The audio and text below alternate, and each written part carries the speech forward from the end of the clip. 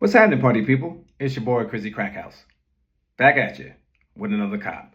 Today, we're going to go over a shoe that a lot of people say yikes on. I think it's a really, really nice made up shoe. This is a Be True to Your School shoe. It was probably one of the first of its kind in 2017. At one point, this shoe only released in Japan. It was a Japan special. It was probably going for $2,000-3,000 for a very, very long time. Dunks have hit the bottom now, so they're not selling as much, only the collabs and things like that. But I want to go over this shoe. I took it out of the sock drop the other day. I'm hoping that they don't even release any more of them. They're dying.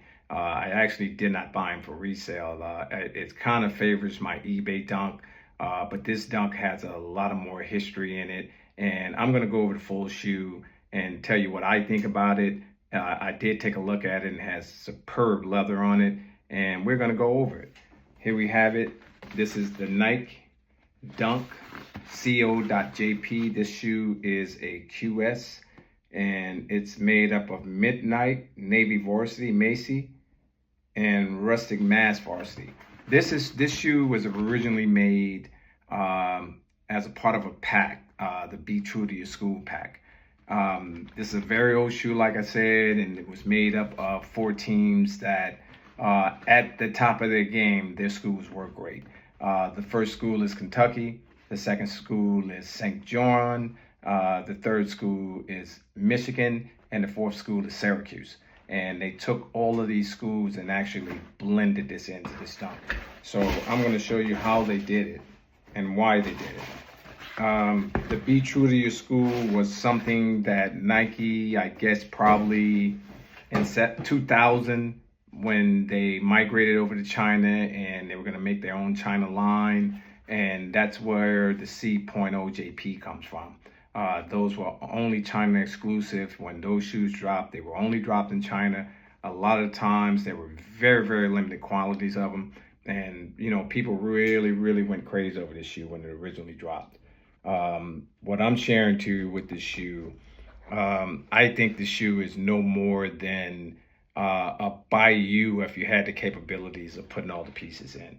I have Bayous that are actually, the leather on them are better than this. Let's go over the first shoe. Now, the red in the back of this shoe represents St. John, the red and the gray. That's like a dark charcoal gray, light gray in the ankle piece back here. But the red itself represents St. John. The blue is Kentucky. That's what that blue is for right there.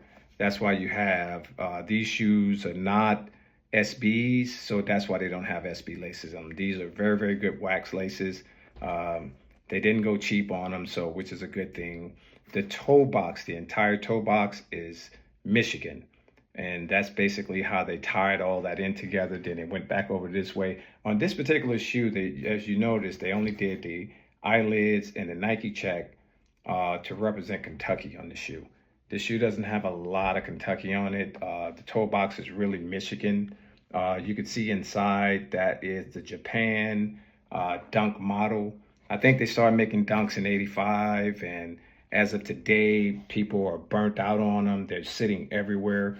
But if you could look at the quality of leather that went into making this shoe, and it kind of like makes it worth it. You know, you look at the toe box. The toe box is really a Bayou, like, you know, like I was basically saying. I own 5 or 6 Bayous. I actually made the Syracuse Bayou myself. I do have a video on here for it. This shoe here, the back mass and back, that's what represents Syracuse. And as I said, with the other shoe, they did the toe box Michigan. But on this shoe, they did the end panels Michigan and the eyelids. The toe of the shoe is 100% St. John's. And as we know, that's the same thing. But if you look at the leather in the shoe, which is like ultimately amazing. You know, a dunk is a dunk. You know, they all fit different. I've never owned a QS. This is the first QS I've ever had in my hand. So I couldn't tell you what a true fit of a QS is or not. I actually like buying those type of shoes because they're made out of higher quality leather, and you can't go wrong with them. The padding in the shoe is conventional.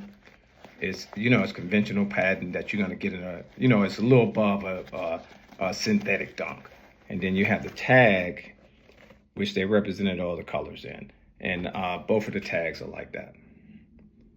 But if you have to look at the overall shoe, you have to be the person to wear these shoes. So, you have to like them. They have to be a shoe that you're going to rock. My recommendation with this pair of shoes, if you did buy them or if you own them, I would go with one of these dark colors and you're good.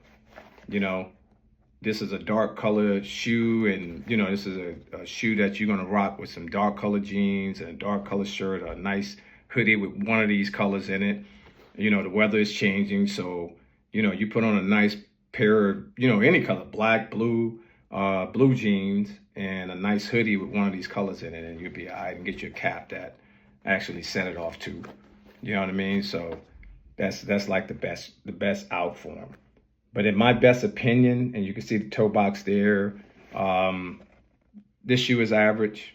I think if you want it and you like it and this is the shoe for you, I think you can rock it because it has its own sex appeal, and this is a one-of-a-kind shoe that was remade, that only dropped in China. This shoe never hit an American foot unless you bought it in the aftermarket for $2,000, $3,000. And there's some people paid it.